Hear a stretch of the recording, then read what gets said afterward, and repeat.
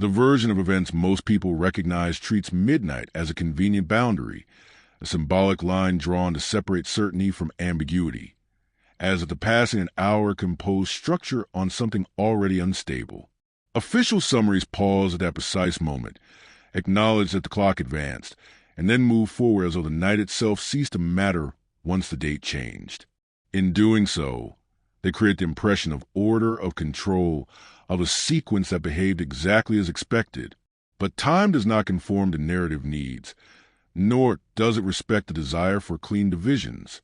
Midnight is not a conclusion. It is a crossing point, a subtle shift from one state into another. And once that threshold was passed, the night did not grow quieter or more predictable. Instead, it seemed to loosen its grip on logic, stretching into something less defined. Events blurred at the edges, moments slipped out of alignment, and what followed was not carefully documented or openly questioned. It was allowed to disperse into fragments, details noted but not pursued, hours acknowledged but not explored, absorbed into margins of the story, where uncertainty could exist without demanding explanation. What survives in the official record after that point is not a continuous timeline, but a structure built on assumptions. Investigators compressed hours into a handful of imprecise statements, leaning heavily on inference rather than observation. Words like likely, believed to have, and no indication of appear repeatedly, signaling not resolution but restraint. These phrases function as buffers, softening areas where clarity should exist. The most critical portion of the night was flattened into a void, where actions lack clear causes and outcomes appear detached from their origins. That gap is not incidental. It is where the narrative begins to strain under its own weight. Testimonies given later only deepen that strain. Those who were present struggled to describe events in concrete terms, instead recalling sensations that lingered without shape. A sudden awareness of movement, a feeling of being noticed without seeing anyone, the impression that something was unfolding nearby, just beyond direct perception. Some remembered sounds that did not align with known activity. Others spoke of brief interactions that could not be anchored to any confirmed moment. Their accounts did not directly contradict one another. They diverged quietly, like memories influenced by time, suggestion, or something less tangible. When asked to clarify, many paused, as if unsure where recollection ended and uncertainty began. The documentation from those hours tells a colder, but no less troubling story. Logs reveal irregularities that were never addressed in final reports. Timestamps altered by minutes, sometimes longer, without explanation.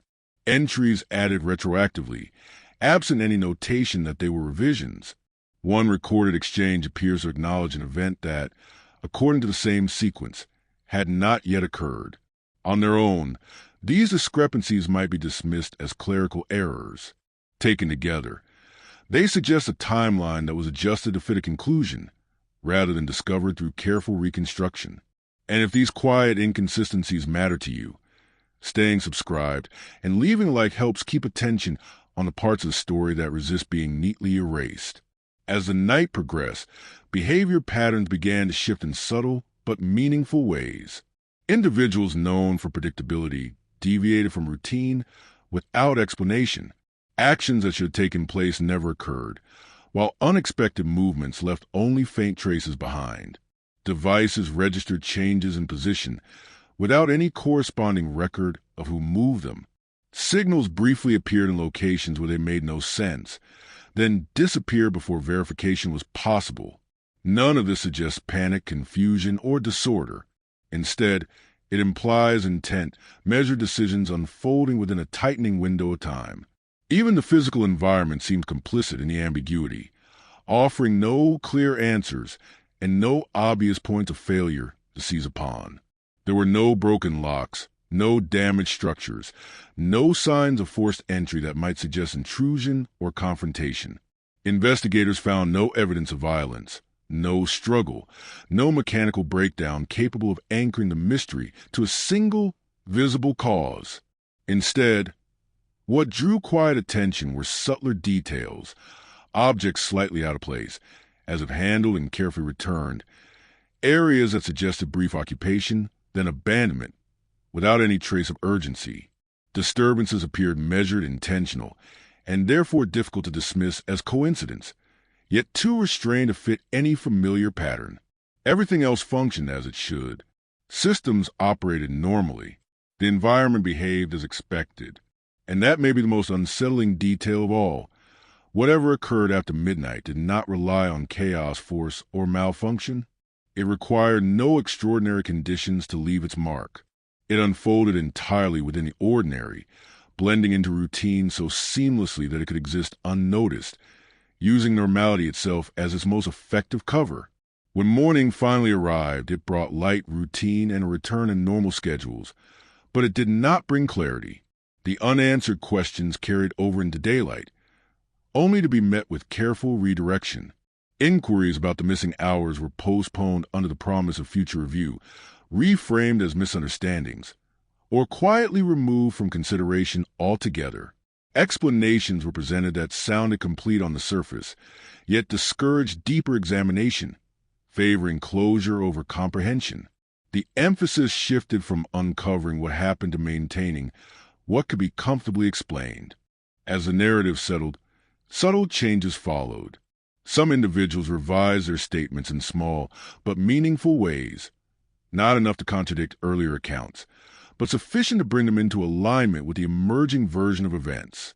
Others grew more distant, declining follow-up conversations or choosing silence entirely. The investigation did not confront the void at its center. It moved around it, advancing by omission. What remained unanswered was not treated as unresolved, but as irrelevant, an absence redefined as resolution simply because it was no longer discussed. And so the night remained suspended in a kind of unresolved stillness. Midnight passed. The clock continued forward, and something subtle yet irreversible may have taken shape in the hours that followed. Those moments resist reconstruction not because they are empty, but because they are crowded with uncertainty. If nothing truly happened during that time, why does it refuse to settle into place? And what does it mean when the most important part of the story exists only in what was never fully spoken? Beyond the documents and testimonies, there is another layer that rarely receives attention: the silence that followed. Not the absence of noise, but the deliberate quiet that settled around certain details whenever they were mentioned. Questions asked too directly were met with vague reassurances. Curiosity was reframed as misunderstanding. Over time, even those who initially pressed for answers began to speak more carefully, as if they had learned implicitly that some lines of inquiry carry consequences. This kind of silence does not emerge on its own. It forms gradually, reinforced by repetition, by social pressure, by the subtle suggestion that continuing to look too closely is unnecessary, even inappropriate. And yet, silence leaves traces of its own. It lingers in the hesitations, in the unfinished sentences, in the way the hours after midnight are referenced without ever being fully described. The more that silence hardens, the clearer it becomes that something within those missing moments still exerts influence, quietly shaping what can be said, what must be forgotten, and what continues to wait unresolved just beyond the edge of the official story.